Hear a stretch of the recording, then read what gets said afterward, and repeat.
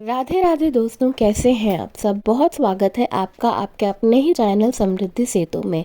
माँ सरस्वती विद्या, बुद्धि, ज्ञान व विवेक की देवी हैं।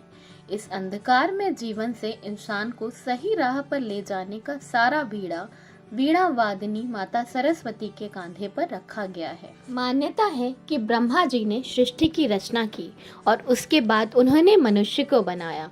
मनुष्य के बनाने के बाद उन्होंने अनुभव किया कि केवल इससे सृष्टि की गति नहीं दी जा सकती। भगवान विष्णु के कथन पर ब्रह्मा जी ने सरस्वती जी का आवाहन किया।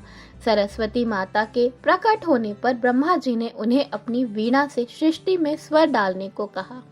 माता सरस्वती ने जैसे ही वीणा के तारों को छुआ, उससे शाह शब्द फूट पड़ा। यह संगीत के 7 सुरों में प्रथम सुर बन गया। यह ध्वनि से ब्रह्मा जी के मुख सृष्टि में ध्वनि का संचार होने लगा। हवाओं का, सागर का, पशु पक्षियों का और अन्य जीवों को वाणी मिल गई। नदियों से कलकल की ध्वनि फूटने लगी। इससे ब्रह्मा जी बहुत प्रसन्न हो गए। उन्होंने सरस्वती जी को वीणा वादिनी देवी के नाम से संबोधित किया और आशीर्वाद भी दिया। शब्द के माधुर्य और रस से युक्त होने के कारण इनका नाम सरस्वती पड़ा। मान्यता है कि सरस्वती जी का अवतरण माघ मास के शुक्ल पक्ष की पश्चिमी तिथि को हुआ था, इसलिए इस दिन को वसंत पंचमी के रूप में आज भी मनाया जाता है। पुराणों में माता सरस्वती को कमल पर बैठा हुआ दिखाया जाता है।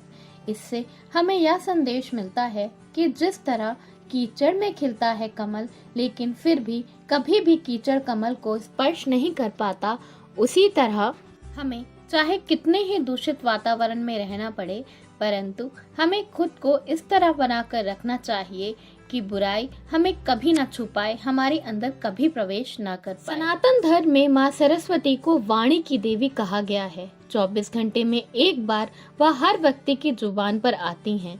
इस दौरान बोले गए कोई भी वाक्य अथवा शब्द सच हो जाते हैं, ऐसी मान्यता है। अक्सर घरों में बड़े बूढ़े बुजुर्गों से आपने कहते हुए सुना होगा कि किसी को भी बुरा मत बोलो, अपशब्द मत बोलो। कभी कभी जीभा पर माता सरस्वती विराजमान होती हैं और वो बात सच हो जाती है। जाने अनजाने बोली गई बात सच साबित हो जाती है। यह कोरी कल्पना नहीं है, बिल्कुल ही प्रमाणित है। ऐसी मान्यता हमारे शास्त्रों में बताई गई है। बारे में कभी ना तो बुरा बोलें और ना बुरा सोचें। माँ सरस्वती कब जीभा पर विराजमान हो जाएं, या किसी को पता नहीं होता। कई सारी मान्यताओं के अनुसार रात को 3:10 से लेकर 3:15 तक का समय सर्वोत्तम माना गया है। 5 मिनट के बीचों बीच बोली गई कोई भी बात अवश्य सच सिद्ध होगी। 1 महीने तक लगातार इस वक्त पर अपने मन की मनोकामना बोलने से माता सरस्वती आपकी मनोकामना अवश्य पूर्ण करेंगी, ऐसी मान्यता है। मनुष्य हमेशा लक्ष्मी माता की पूजा करते हैं और लक्ष्मी जी के पीछे भागते रहते हैं, जबकि अगर आप माता सरस्वती की पूजा करें तो माता लक्ष्मी स्वयं ही आपके घर में पधारेंगी। सरस्वती माता की पूजा करते समय सबसे पहले आपको सरस्वती जी की प्रतिमा या तस्वीर अपने सामने रखनी चाहिए। इसके बाद कलश स्थापित करके गणेश जी तथा नवग्रह की विधिवत पूजा करनी चाहिए। इसके बाद माता सरस्वती की पूजा करें। सरस्वती माता की पूजा करते समय या सबसे पहले आचमन और स्नान कराएं। इसके बाद माता को फूल चढ़ाएं। सरस्वती माता को सिंदूर, अन्य श्रृंगार की वस्तुएं भी अर्पित करें। वसंत पंचमी के दिन सरस्वती माता के चरणों पर गुलाल भी अर्पित किया जाता है। देवी सरस्वती को श्वेत वस्त्र अति प्रिय होते हैं। वो श्वेत वस्त्र धारण करती हैं, इसलिए सरस्वती पूजा में श्वेत वस्त्र पहनना चाहिए। सरस्वती पूजा के अवसर पर पीले फूल जरूर चढ़ाना चाहिए। प्रसाद के रूप में आप मौसमी फल के अलावा बुंदिया भी चढ़ा सकते हैं और माता सरस्वती को मालपुए और खीर भी चढ़ाई जाती है। सरस्वती माता को समस्त ज्ञान, साहित्य, संगीत, कला की देवी माना गया है।